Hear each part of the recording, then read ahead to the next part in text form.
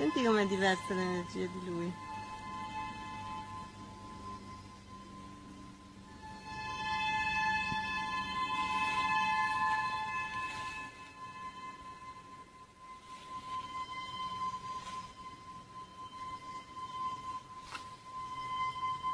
Senti che note alte che porta, in effetti è una pianta che va su, va in alto.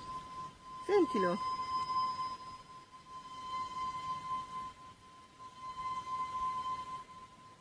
C'è niente a che vedere con l'olivo,